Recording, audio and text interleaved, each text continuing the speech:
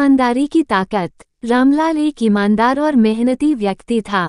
वो अपने छोटे से गांव में अपनी पत्नी सरोज और 2 बच्चों के साथ सादगी भरा जीवन जीता था। उसकी कमाई सीमित थी, लेकिन उसका दिल साफ था। गांव के लोग रामलाल की ईमानदारी की बहुत इज्जत करते थे, क्योंकि वह कभी किसी के साथ धोखा नहीं करता था और हर काम सच्चाई से करता था। एक दिन गांव में शिवनाथ ठेकेदार आया। वह बाहर से बहुत मीठी बातें करता था, लेकिन उसके इरादे ठीक नहीं थे। उसने गांव में सड़क और पुल बनाने का ठेका लिया था। शुरुआत में उसने सबको भरोसा दिलाया कि वह गांव का विकास करेगा, लेकिन असल में उसकी नज़र गांव की जमीन और भोले भाले लोगों की मेहनत की कमाई पर थी।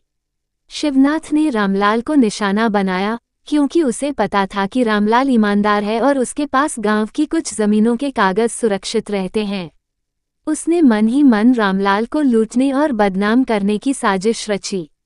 एक रात उसने अपने साथियों के साथ रामलाल के घर में चोरी करने की योजना बनाई, ताकि बाद में दोष उसी पर डाल सके। लेकिन ठेकेदार को यह नहीं पता था कि गांव के लोग रामलाल को कितना चाहते हैं। उस रात गांव के कुछ लोग देर तक जाग रहे थे। उन्हें ठेकेदार की गतिविधियां संदिग्ध लगीं।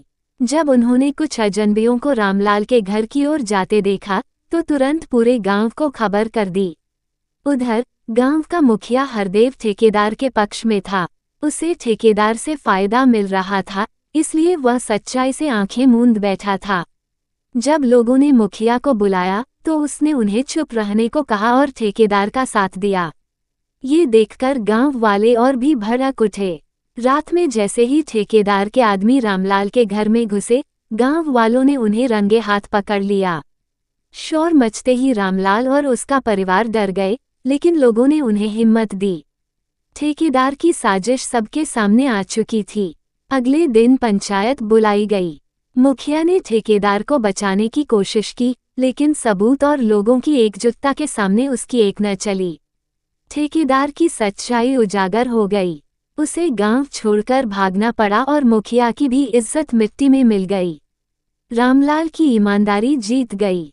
गांव वालों ने मिलकर नए मुखिया का चुनाव किया और तय किया कि अब कोई भी बाहरी व्यक्ति गांव की सादगी और सच्चाई से खेलने नहीं पाएगा। रामलाल ने सबका धन्यवाद किया और कहा, ईमानदारी अकेली नहीं होती, जब समाज साथ खड़ा हो जाए।